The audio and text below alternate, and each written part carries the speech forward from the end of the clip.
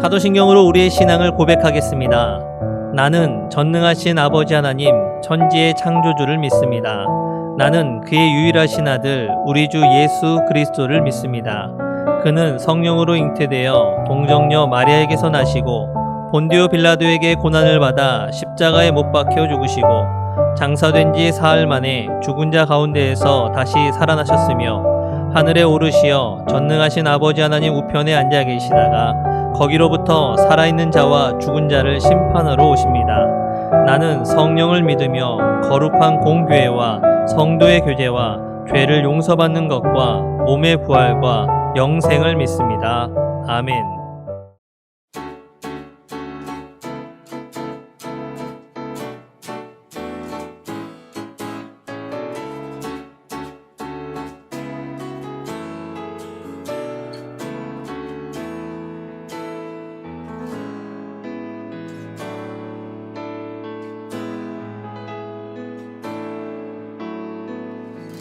하늘 위에 주님 밖에 내가 사모할 자 이 세상에 없네. 내 맘과 힘은 믿을 수 없네. 오직 한 가지 그 진리를 믿네. 주는 나의 힘이요, 주는 나의 힘이요, 주는 나의 힘이요. 영원히 주를 의지하리. 주는 나의 힘이요, 주는 나의 힘이요, 주는 나의 힘이요. 영원히 주를 의지하리. 영원히.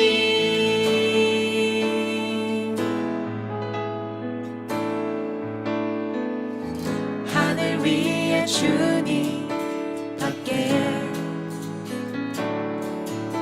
내가 사모할 자 이 세상에 없네. 내 맘과 힘은 믿을 수 없네. 오직 한 가지 그 진리를 믿네. 주는 나의 힘이요, 주는 나의 힘이요, 주는 나의 힘이요. 영원히 주를 의지하리. 주는 나의 힘이요, 주는 나의 힘이요, 주는 나의 힘이요. 영원히 주를 의지하리. 영원히.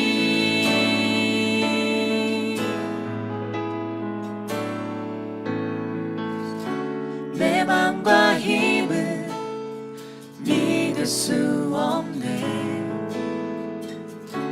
오직 한 가지 그 진리를 믿네. 주는 나의 힘이요, 주는 나의 힘이요, 주는 나의 힘이요. 영원히 주를 의지하리. 주는 나의 힘이요, 주는 나의 힘이요, 주는 나의 힘이요. 영원히 주를 의지하리. 주는 나의 힘이요, 주는 나의 힘이요, 주는 나의 힘이요. 영원히 주를 의지하리. 주는 나의 힘이요, 주는 나의 힘이요, 주는 나의 힘이요.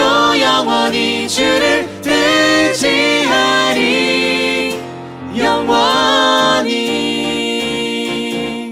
영원히. 영원히.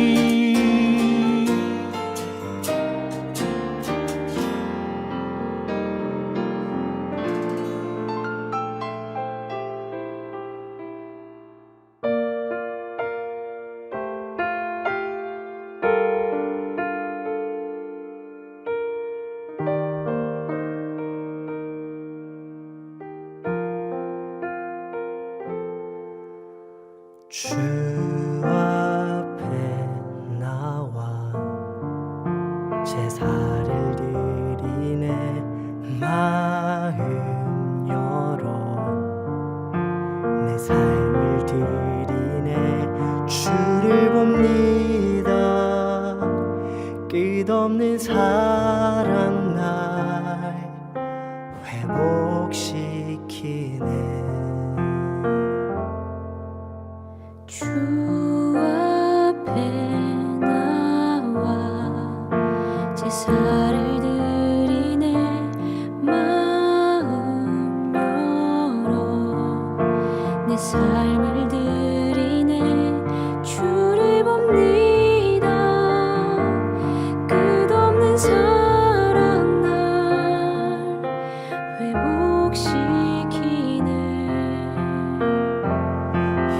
이제 눈 들어 주 보내 그 능력 날 새롭게 해 주님의 사랑 날 만지시니 내 모든 두려움 사라지네 폭풍 속에도 주 붙들고 믿음으로 주와 건네 갈보리 언덕 넘어 그 어느 날 주 안에 온전케 되리.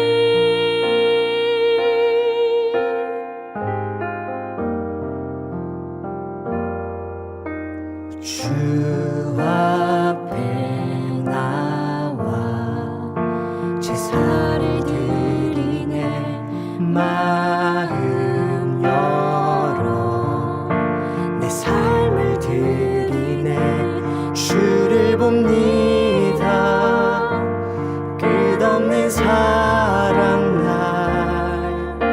회복시키네 이제 눈 들어 주 보내 그 능력 날 새롭게 해 주님의 사랑 날 만지시니 내 모든 두려움 사라지네 폭풍 속에도 주 붙들고 믿음으로 주와 건네 갈보리 언덕 넘어 그 어느 날 주 안에 온전케 되리 거친 파도 날 향해 와도 거친 파도 날 향해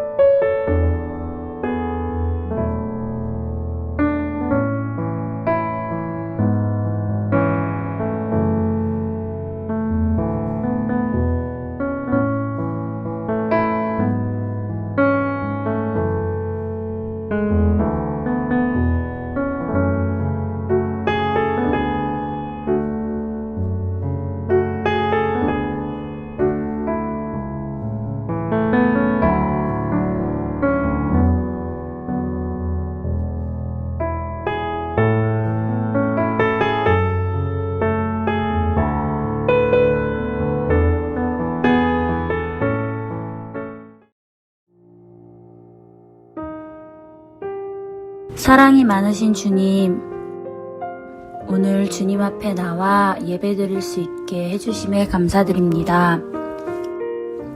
코로나19라는 열악한 상황 속에서도 각자의 삶 속에서 주님과 가까이 하기 위해 고민하는 삶을 살게 하시고 늘 주님 앞에 나아가는 청년부가 될 수 있도록 해주세요. 예배를 준비하는 모든 손길들 주님 축복해 주시고 이 시간 온전히 예배에만 집중하는 시간이 되길 소망합니다. 감사드리며 예수님의 이름으로 기도드렸습니다. 아멘.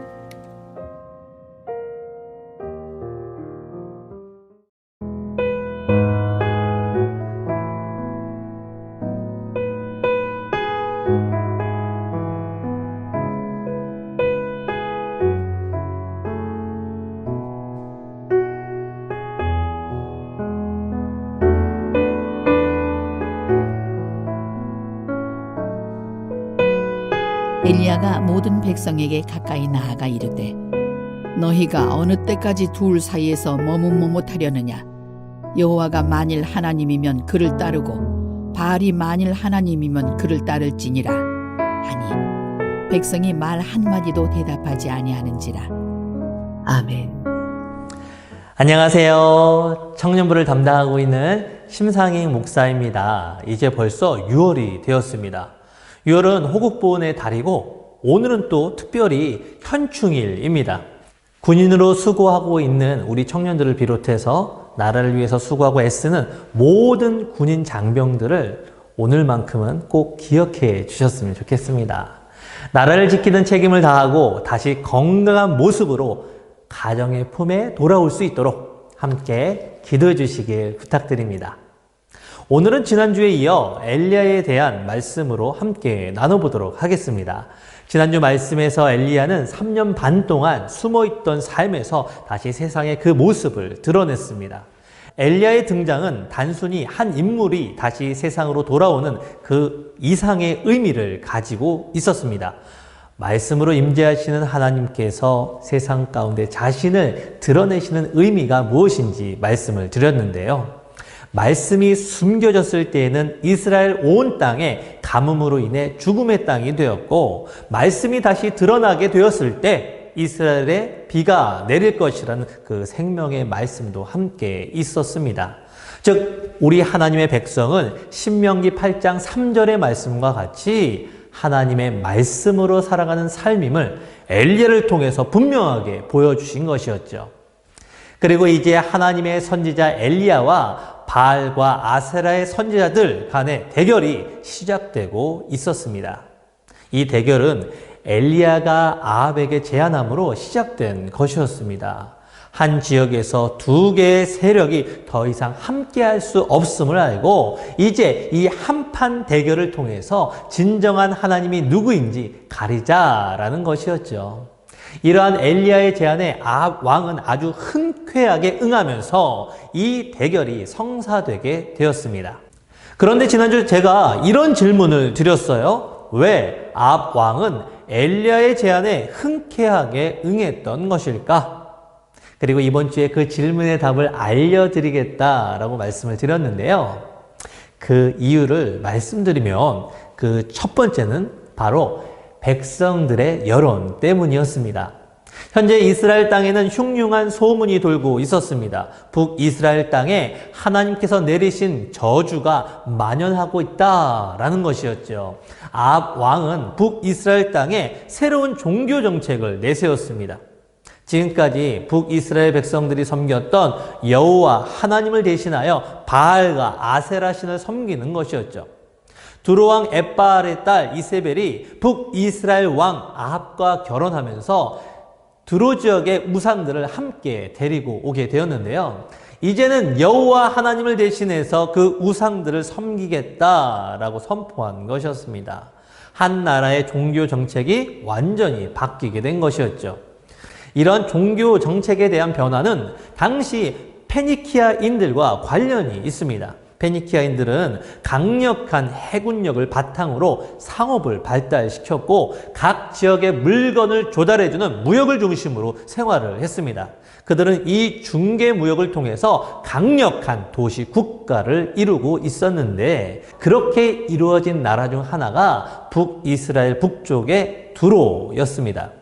아합 왕의 아버지였던 오므리가 북이스라엘 왕으로 등극하게 되면서 드로의 왕이었던 엣바알과 강력한 동맹을 맺고자 하였습니다. 강력한 나라의 도움으로 자신의 왕권을 더욱 견고하게 이루는 한편 드로에서 발전된 상업을 배워서 북이스라엘을 더욱더 강력한 나라로 발돋움시키겠다라는 것이 그 목적이었죠. 이러한 오므리의 생각은 엣바알과 혼인동맹으로 이어지게 됩니다. 엣바알의 딸 이세벨과 오므리의 아들 아합이 결혼을 하게 된 배경인 셈이죠. 그리고 아합 왕에 이르러 드로의 상업뿐만이 아니라 그 문화 중심에 있는 종교까지 수용하면서 북이스라엘을 완전하게 변화시키려 했던 것입니다. 이러한 종교 정책으로 인해서 여호와 하나님을 모시는 제단이 헐리게 되었고 하나님의 선지자가 철저하게 탄압을 받게 됩니다. 그리고 드로의 우상이었던 바알과 아세라의 제단을 쌓고 우상의 선지자들이 북이스라엘 땅에 점점점 더 불어나기 시작했습니다. 이러한 종교 정책은 손쉽게 이루어진 듯 했습니다. 그러나 이 정책에 커다란 걸림돌이 생겨난 것이에요. 바로 하나님의 선지자 엘리야였습니다. 엘리야가 아합에게 하나님의 경고의 말씀을 선포한 이후 그 말씀대로 북이스라엘 땅에 3년 반의 긴 시간 동안 가뭄이 들었기 때문입니다. 이 가뭄으로 인해서 북이스라엘의 수많은 사람들은 엄청난 피해를 입게 됩니다. 그리고 아합의 종교 정책이 잘못된 것이라는 백성들의 여론이 생겨나기 시작한 것이죠. 오므리 왕조 이전까지 북이스라엘 땅에는 수많은 반란으로 계속적으로 왕권이 바뀌는 역사가 있었습니다. 그러니 이러한 백성들의 여론은 또 다른 이들에게 반란의 기회를 줄 수 있는 여지가 있는 것이죠. 아합은 빠르게 이 모든 것을 진정시켜야만 했습니다. 그래서 그 원흉이었던 엘리야를 붙잡고자 했지만 우리가 잘 아는 것처럼 하나님의 보호하심을 받은 엘리야는 그 누구에게도 발견되지 않았던 것이죠. 자, 그런데 이제 엘리야가 나타났습니다. 아합 왕으로서 엘리야를 잡는 것은 단순히 그 목숨을 취하는 것이 목적이 아니었어요. 현 정권을 향해 부정적인 백성들의 여론을 완전하게 반전시키는 것이 그 목적이었죠. 그러므로 엘리야를 잡아서 그냥 죽이기만 해서는 안 되는 것이에요. 엘리야가 대언하고 있는 여호와 하나님이 거짓임을 만 백성에게 알려서 자신에게 불리한 여론이 완전하게 돌아서게 만드는 것이 더 좋은 방법이었죠. 그런데 때마침 엘리야가 누가 진정한 시인지 그 우열을 가리자라는 것이에요. 그러니 이 대결은 아합이 그토록 원하는 이 여론의 향방을 돌릴 수 있는 아주 좋은 방법이었던 것이에요. 자, 두 번째로는 엘리야가 제안한 대결 장소와 방식 때문이었습니다. 대결 장소라고 불리는 갈멜산은 하나님의 포도원이라는 그 이름의 뜻을 가지고 있었습니다. 아주 풍요로운 곳을 의미하고 있는 것이죠. 풍요의 신이라고 불렸던 바알이 아주 좋아할 만한 장소입니다. 그리고 갈멜산은 두로와 북이스라엘의 경계에 위치한 곳이었어요.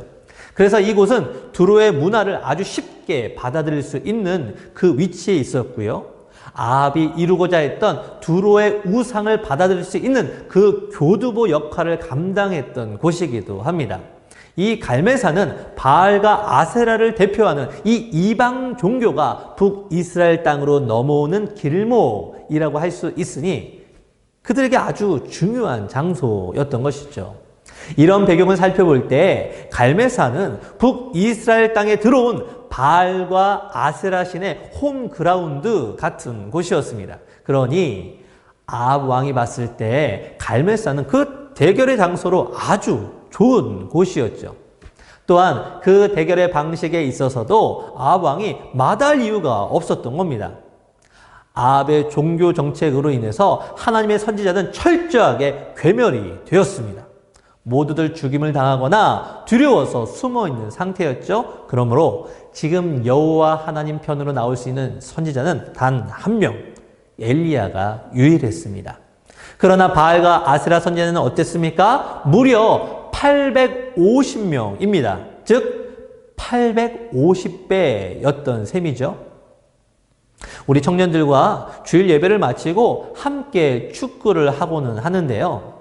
보통 12명 정도가 나오면 6명씩 편을 갈라서 경기를 합니다. 그런데 간혹 그 짝수가 안 맞을 때가 있습니다. 13명이 될 때가 있는 거죠. 그러면 우리가 승부보다는 친교로 하는 거니까 다 함께 축구하자라는 의미로 둘 중 한 팀에 그 한 명을 더 끼워서 7대 6으로 경기를 할 때도 있었습니다. 한 팀에 딱 한 명이 더 들어가서 경기를 하게 되는 거죠. 그런데요, 이 두 팀의 경기력이 완전하게 달라집니다. 경기 내내 이 6명 팀이 7명 팀에게 계속적으로 끌려다니게 되는 거예요. 아주 힘든 경기를 하게 되는 것이죠. 특히 경기를 마치고 나서 그 양 팀을 보게 되면요, 그 모습이 너무나 다르다는 것을 알 수가 있습니다. 7명 팀은 얼굴이 너무 평온해요. 그렇게 경기를 뛰었음에도 별로 힘들어 보이는 모습도 없습니다. 반면에 6명 팀은 숨을 헥헥대면서 무척이나 힘겨워합니다. 저도 한 번은요, 이 6명 팀에서 뛰어본 적이 있었는데요, 정말 죽을 것 같더라고요. 물론 경기 결과의 대부분은 이 7명의 팀의 승리로 끝이 납니다. 이렇게 한 명만 더 인원이 많아도 대결의 승패는 급격하게 기울어지게 되는 것이죠. 그런데 이 대결은 어떠합니까? 850대 1입니다. 이게 말이 되는 대결입니까? 엘리야는 자신에게 너무나 불리한 대결 방식으로 진행하자라고 말하는 것이었죠. 그러니 아합 왕으로서 이 대결 방식을 마다할 이유가 없습니다. 이제 대결을 성사시키고 당연히 이길 것을 예상하면서 이 여론의 방향이 바뀌기만을 기다리면 되는 것이었죠. 아합 왕은 당연히 자신의 편이 이기리라 라고 생각하면서 엘리야의 제안에 승낙했던 것입니다. 이제 아합의 명령으로 인해 바알과 아세라 선지자 850명이 이 갈멜산으로 모였습니다. 그리고 북이스라엘의 수많은 백성들이 이 희대의 대결을 보기 위해서 갈멜산으로 모이게 되었습니다. 엘리야는 그렇게 모인 사람들을 바라보면서 다음과 같이 말하고 있습니다. 오늘 본문의 말씀인 열왕기상 18장 21절의 말씀입니다. 엘리야가 모든 백성에게 가까이 나아가 이르되 너희가 어느 때까지 둘 사이에서 머뭇머뭇하려느냐? 여호와가 만일 하나님이면 그를 따르고 바알이 만일 하나님이면 그를 따를지니라 하니 백성이 말 한마디도 대답하지 아니하는지라. 엘리야는 모든 백성을 향해 어느 때까지 둘 사이에서 머뭇머뭇하려느냐라고 말합니다. 여기서 머뭇머뭇하려느냐에 해당하는 히브리어 원어는 파사흐입니다. 이 파사흐의 원래 의미를 살펴보니 보통 세 가지 의미로 쓰이고는 했는데요. 넘어가다, 놀다, 그리고 절뚝거리다 라는 의미입니다. 이 중에서 오늘 본문에 가장 잘 들어맞는 의미는 바로 절뚝거리다 라는 말인데요. 사람이 어떤 때 절뚝거릴까요? 맞아요. 발을 다쳤을 때 절뚝거리게 되죠. 그래서 사무엘하 4장 4절의 말씀을 보면요, 무비보셋이라는 요나단의 아들이 등장을 하는데 이 아이가 5살 때 이스라엘 왕이었던 할아버지 사울과 그의 아버지 요나단이 전쟁터에 나가서 모두 전사해 버린 겁니다. 이 전쟁으로 인해서 사울의 가문에 가진 모든 권세가 다 떨어지게 됩니다. 이 소식을 들은 사람들이 이 사울의 가문을 그냥 내버려 둘 리가 없습니다. 가문의 재산이 도둑의 손으로 넘어가고 남은 가족들은 원수의 손에 끌려가는 것은 순식간이겠죠. 그래서 이 소식을 들은 무비보셋의 유모가 어린 무비보셋을 안고 안전한 곳으로 피신을 하게 되는데요. 그 정신없이 도망하는 가운데 그만 이 아이를 떨어뜨리게 된 겁니다. 그래서 그때부터 무이보셋은 다리를 절게 되었죠. 이처럼 다리를 절게 된 것을 파사흐라고 표현하고 있습니다. 그렇다면 엘리야는 왜 자신의 앞에 모여있는 이 북이스라엘 백성들을 향해서 파사흐, 다리를 절고 있는 불편한 모습으로 언급하고 있는 것일까요? 자, 북이스라엘 백성의 삶의 모습을 봅시다. 다리 한편은 여호와 하나님의 편에, 다리 한편은 바알과 아세라 신 편에 서서 자신의 이득에 따라서 여기저기를 기웃거리며 살고 있습니다. 양편에 다리를 두고 걷고 있으니 온전하게 걷지를 못하는 모습이죠. 여기저기 뒤뚱거리며 걷는 모습이 되는 것입니다. 마치 다리가 불편해서 뒤뚱거리는 모습처럼 말입니다. 사람의 몸이 불편해도 걷기가 어렵지만 사람의 마음이 갈라져 있으면 온전하게 걷지를 못하는 것이 바로 파사흐라는 단어로 표현했던 것이죠. 어느 한편을 정하지 못하고 머뭇머뭇한 그 상태를 파사흐라고 말하면서 이제는 제대로 선택하여 그 길을 온전하게 걸으라 라고 말하고 있는 겁니다. 그런데 이 파사흐의 모습이 바로 우리의 모습인 것만 같습니다.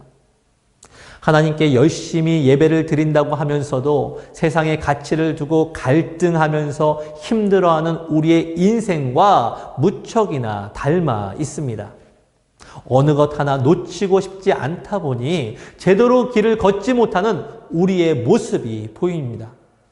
여기저기 살피면서 더 좋은 것이 무엇인지 간을 재는 모습으로 살다 보니 세상 사람들에게도 비난을 받고 하나님께도 비난을 받는 우리의 연약한 모습, 바로 파사흐라는 말과 같이 절뚝이는 모습이 우리의 삶인 것만 같습니다.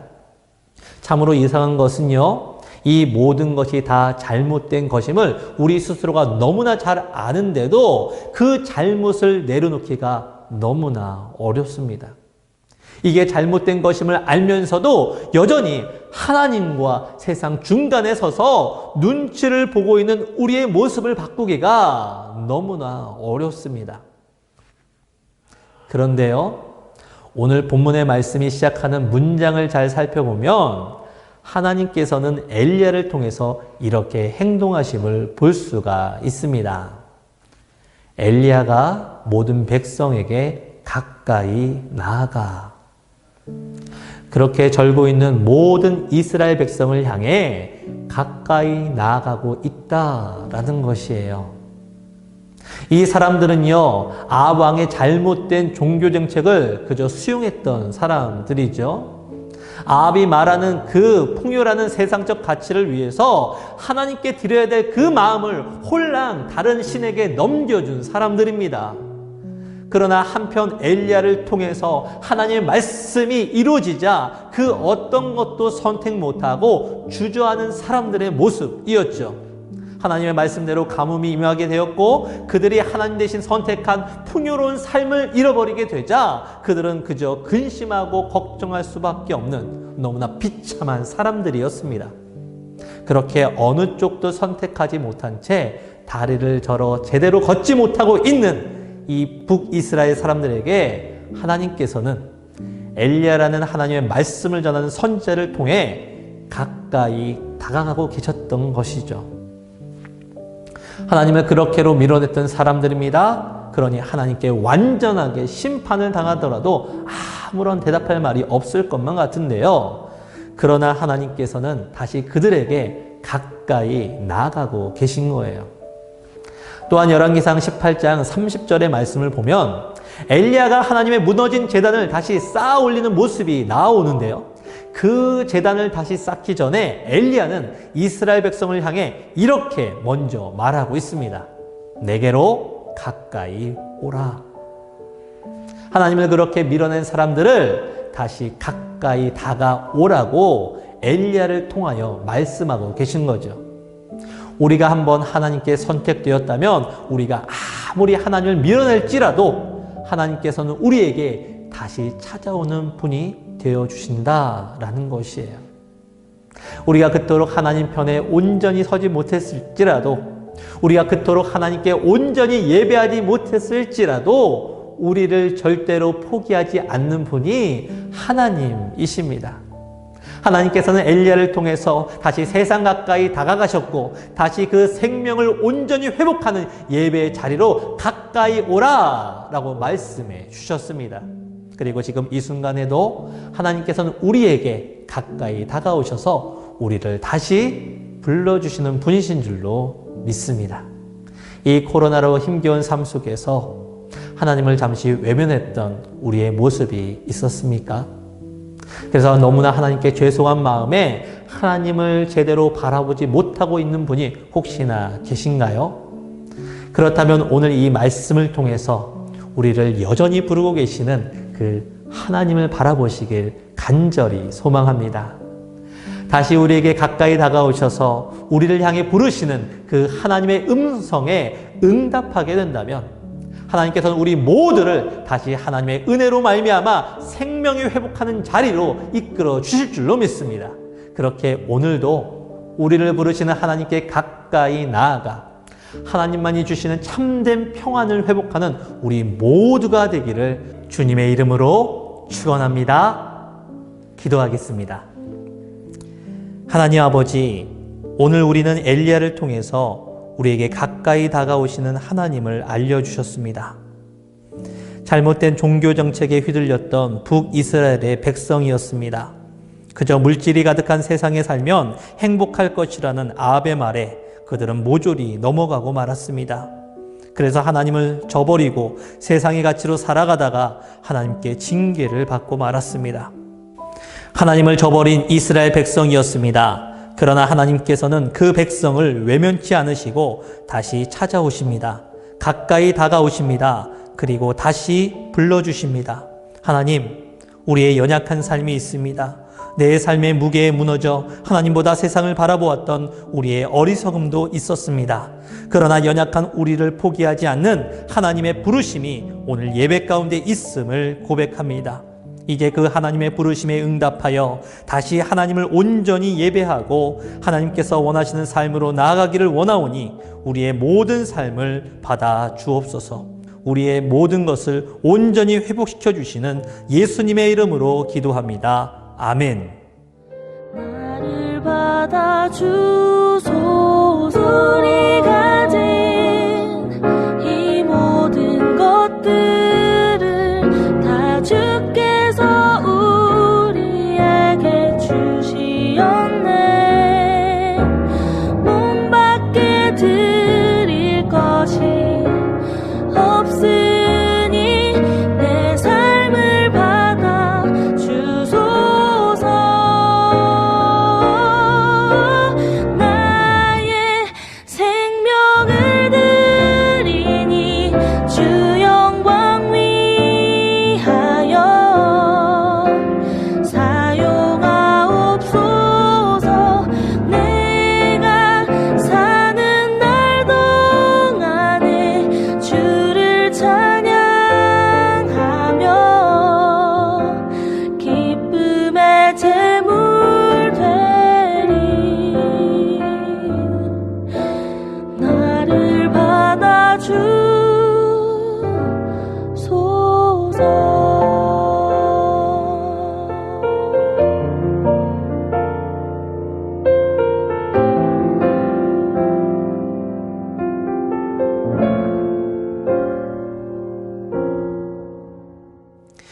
오늘도 우리에게 생명의 말씀을 전해주신 하나님 아버지, 우리를 세상 가운데서 불러주셔서 하나님을 예배하게 하시고 말씀을 통해 우리가 믿는 주님의 뜻을 깨닫게 하신 모든 은혜에 감사를 드립니다. 우리의 몸과 마음은 오직 주님의 것임을 다시 고백합니다. 예배와 찬양 그리고 기도를 통해 주님께 드린 우리의 연약한 삶을 받아주시고 우리가 세상적 가치가 아닌 주님의 말씀하신 바를 순종하는 삶으로 인도하여 주옵소서. 세상에서 사는 동안에 눈을 들어 주님을 바라보고 주님께서 보여주실 주실 그 능력을 기대하며 그 은혜를 고백할 때마다 주님께서 우리에게 행하시는 놀라운 역사를 경험하는 삶이 되게 하여 주옵소서. 이 시간 주님께 감사헌금을 드리며 우리의 일상을 책임져 주신 하나님께 감사하는 마음 함께 고백합니다. 감사로 고백하는 우리의 삶을 주님께서 온전히 이끌어 주셔서 주님께서 부어주시는 복과 은혜로 말미암아 더욱 감사가 넘쳐나는 삶을 살게 하여 주옵소서. 또한 현재의 삶이 너무나 괴롭고 힘들지만 주님께서 다시 회복해 하실 것을 믿고 먼저 감사로 고백하는 우리의 삶을 기억하여 주옵소서. 그 믿음의 고백 가운데 주님께서 함께하여 주셔서 삶의 어렵고 힘든 문제의 상황들이 끊어지는 역사가 주님의 은혜로 회복되는 역사 있게 하셔서 오직 주님으로 인하여 감사의 고백이 넘쳐나는 삶이 되게 하여 주옵소서. 이 시간 11조를 드리며 주님께서 우리에게 말씀하신 바를 마음으로 붙잡고 믿음으로 순종합니다. 그리고 11조를 드림으로 우리가 사용하는 모든 것이 다 주님의 것임을 함께 고백합니다. 주님께서 우리의 믿음과 순종의 모습 보시고 말씀하신 대로 응답하여 주셔서 우리의 삶에 주님께서 주신 은혜와 복이 내 삶의 모든 지경을 채우고도 넘치는 삶을 살게 하여 주옵소서. 그리고 그 복과 은혜로 말미암아 내 삶에 만나는 모든 사람들과 함께 주님의 풍성한 복을 누리는 삶으로 이끌어 주옵소서. 코로나19로 더욱 힘겨워진 세상 속에서도 주님께서 우리 느헤미야 공동체와 시흥교회와 함께하여 주셔서 소망의 삶으로 변화시켜 주실 것을 기대하오니 새로운 계획을 준비하는 이들에게 성실과 지혜를 더해 주시고 새로운 가정을 이루기 위해 준비하는 자녀들에게 좋은 만남을 허락하여 주시며 하나님의 비전을 바라보는 우리 모두에게 하나님의 나라를 경험하는 역사 더하여 주옵소서. 우리가 주님께 마음을 담아드린 모든 예물마다 하나님의 나라와 의를 위해 사용되어지고 이 물질을 통하여 우리 느헤미야 공동체와 시흥교회가 하나님의 사랑과 소망이 넘치는 공동체 되게 하여 주옵소서. 우리의 모든 삶이 오직 주님의 것임을 고백드리며 우리의 모든 것을 허락해 주시는 예수님의 이름으로 기도합니다. 아멘. 안녕하세요. 구이기수 이혁진입니다. 6월 6일 영상예배로 함께하신 청년 여러분 모두 환영하고 축복합니다. 청년부 소식 바로 전달해드립니다. 먼저 예배 안내입니다. 청년부 예배는 온라인 예배로 드리고 있고요. 매 주일 오전 7시에 예배 영상이 유튜브 채널에 업로드됩니다. 유튜브에서 느헤미야 청년부를 검색하시고 구독 부탁드릴게요. 대예배는 1부부터 3부까지 현장 예배로 드리고 있습니다. 예배 시간은 7시, 9시, 11시 총 3번 있고요. 온라인 예배는 라이브로 9시, 11시 2번 송출됩니다. 현장 예배 참여 시에는 방역수칙을 철저하게 지켜주세요. 다음은 묵상 영상 광고입니다. 매주 목요일 온라인 3분 묵상 영상이 느헤미야 유튜브 채널에 업로드되고 있습니다. 아직까지도 구독 안 하셨다면 꼭 구독 부탁드리고요. 주중에도 삶의 예배를 이어가기 위해 많은 관심과 시청 바랍니다. 다음 공동체 소식입니다. 백기수 심우경 형제가 6월 5일 토요일에 마지막 휴가를 나왔습니다. 복귀하지 않고 7월 18일에 전역 처리된다고 하네요. 군 생활을 마치고 온 우경이를 위해서 많이 격려해 주시고 축하해 주세요. 우경이 전역 축하합니다. 다음 교회 행사 안내입니다. 로뎀 건물 2층에서 운영 중인 소망의 나무 어린이 작은 도서관에서 퀴즈가 좋아 행사를 진행합니다. 6월 한 달 동안 진행하고요. 전쟁과 평화 관련 선정 도서를 독서한 후에 이벤트에 참여하시면 됩니다. 자세한 내용 및 문의사항은 도서관 운영팀장님께 문의해주세요. 다음 시흥교회 교인 할인 관련 안내입니다. 시흥교회와 희명병원이 맺은 협약에 따라서 시흥교회 교인은 희명병원에서 진료를 받을 시 진료비 20% 할인이 적용된다고 합니다. 할인 혜택을 받기 위해서는 사전에 교회 사무실에서 교인 증명서를 발급받으신 후에 진료받을 때에 증빙해야 한다고 하네요. 희명병원에 가실 일이 생기신다면 꼭 안내사항을 기억하시고 혜택도 받으세요. 마지막으로 공동체 SNS 광고입니다. 느헤미야 청년부는 공동체 SNS를 운영하고 있습니다. 페이스북과 카카오톡 채널에서 화면에 보이시는 타이틀을 검색해 주시고요. 친구 추가 및 가입하시면 청년부 소식을 쉽게 접하실 수 있으세요. 꼭 친구 추가 부탁드릴게요. 이상 6월 6일 광고를 모두 마칩니다. 모두 평안한 주일 보내시고요. 돌아오는 한 주도 모두 승리하세요.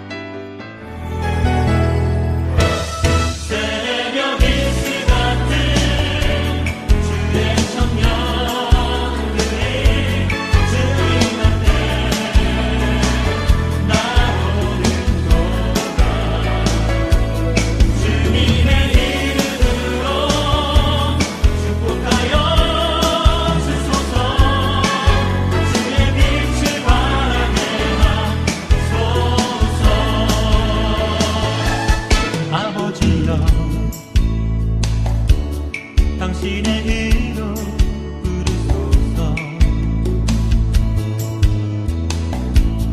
예수님이여